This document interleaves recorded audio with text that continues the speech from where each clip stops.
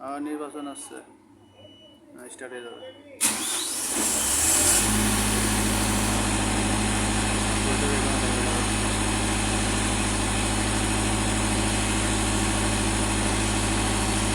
আসলে আর একটু পরে বন্ধ দিচ্ছি, একটু কাজ করতেছি।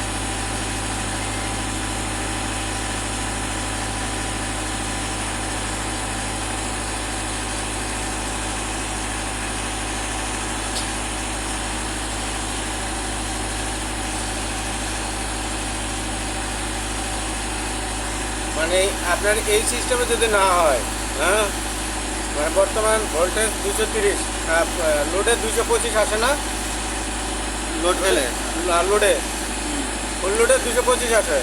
আমরা লোডে একবার 240 দিয়ে কিন্তু দেখবো। না, 240 দেওয়া যাবে না। মানে ওটা ভোল্টেজ হ্যাঁ যেহেতু এটা লোড ব্যালেন্স নাই, হ্যাঁ যেহেতু ভোল্টেজ ভেরিয়েশন হবে। ভেরিয়েশন হবে, বাট কমবে। এই কন্ট্রোলারের ক্ষেত্রে দেওয়া যাবে না।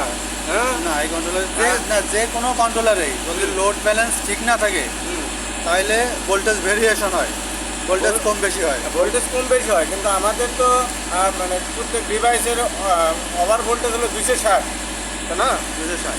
আর 260, তো আমরা 260-এর তো আরও আগে ইয়ে করতেছি। এমন না যে 260 ওই ডিভাইসটা পুড়ে যাবে, কিন্তু আমার না। কন্ট্রোলারটা ওই 245-এ আসলে টিপ করে দেবে, মানে শাটডাউন দেবে ইঞ্জিন। কিন্তু আমরা এমনিতে দেখবো যে 240 যদি করা হয় তাহলে আমাদের টেম্পারেচারটা কী হয়। না, টেম্পারেচারের সাথে ভোল্টেজের কোনো সম্পর্ক না, নেই। এমনি না না, ওটা তুমি আগের দিন যেটা বললা না, তখন হয়তো বা ফুল চার্জ হয়ে গেছিলো ব্যাটারি। ফুল চার্জ হয়ে গেলে সে লোড ছেড়ে দিবে।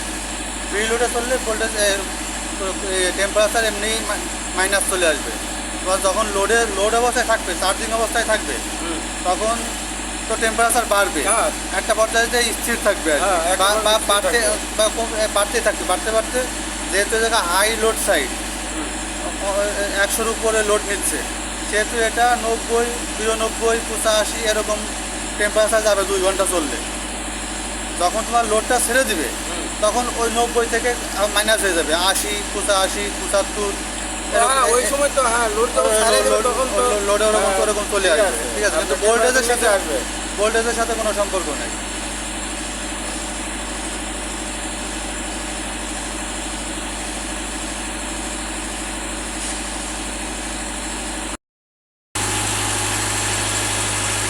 তো এটার সাথে ওইটা 100% মিল আছে।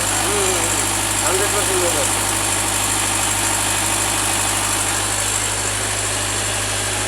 টেম্পারেচার তোমার বাড়বেই।